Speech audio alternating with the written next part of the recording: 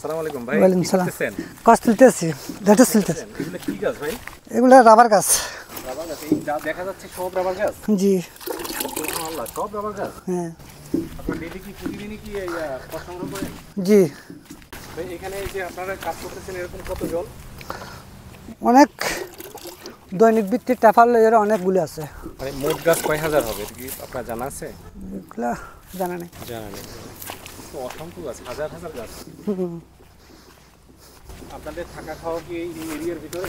না, আমাদের বাড়ি আছে, বাড়ি। আপনি এখানে স্থানীয় না?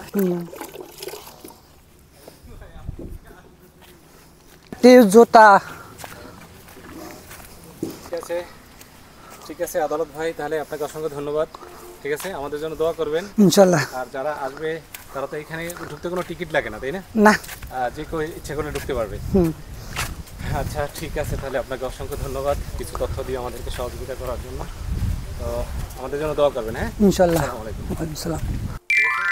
রাবার বাগানগুলির সারিবদ্ধ গাছ সবুজের সমারোহ এক ভিন্ন ধরনের সৌন্দর্য তৈরি করে। বিভিন্ন ধরনের বুনো প্রাণী এবং পাখির দেখা মেলে এখানে। খাগড়াছড়ির রামগড় উপজেলায় বেশ কয়েকটি রাবার বাগান রয়েছে। এখানকার পাহাড়ি পরিবেশ, বনভূমি এবং চা বাগানের পাশাপাশি রাবার বাগানগুলো পর্যটকদের কাছে বেশ আকর্ষণীয়। বারোয়ারহাট দিয়ে খাগড়াছড়ি যাওয়ার পথে হেয়াকো বাজার পার হওয়ার পরেই এই দৃষ্টিনন্দন রাবার বাগানটি বাজবে। যেতে হাতের বাম পাশে একটি মনোরম দৃষ্টিনন্দন রাবার বাগান। আমরা এই রাবার বাগানের ভিতরে ঢুকেছি এবং রাবার গাছ থেকে কিভাবে কষ সংগ্রহ করে এবং সেই কষ পার্শ্ববর্তী যে সরকারি রাবার প্রসেসিং ইন্ডাস্ট্রি আছে সেখানে নিয়ে যায়। মজার বিষয় হলো যেই কষগুলো শুধু রাতে গাছ থেকে ঝরে পড়ে সেই কষগুলোই শুধু সংগ্রহ করা হয়। দিনের বেলা যে কষ বের হয় সেই কষগুলো সংগ্রহ করা হয় না, সেগুলো গাছ থেকে নিচে ফোঁটা ফোঁটা পড়ে যায়।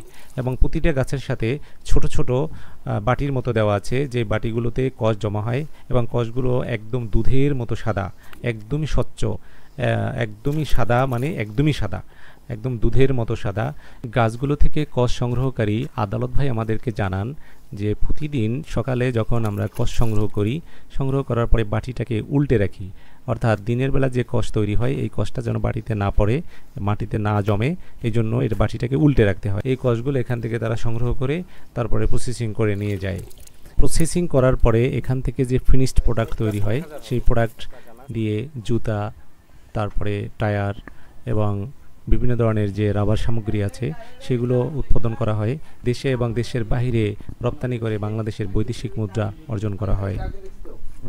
এখানে দেখা যাচ্ছে অনেক কষ সংগ্রহকারী তারা ডেইলি বেসিসে কাজ করে এবং কষগুলো তারা গাছ থেকে সংগ্রহ করার পরে তারা একত্রিত করে এক জায়গায় রাখে। একটি ভ্যান বা একটি পিকআপ এসে সেই কষগুলো প্রতিদিন নিয়ে যায়। পাহাড় বাংলাদেশের অন্যতম সম্পদের উৎস। পাহাড়ে গেলে বোঝা যায় পাহাড়ে কী পরিমাণ সম্পদ আল্লাহ তাআলা দিয়ে রেখেছেন।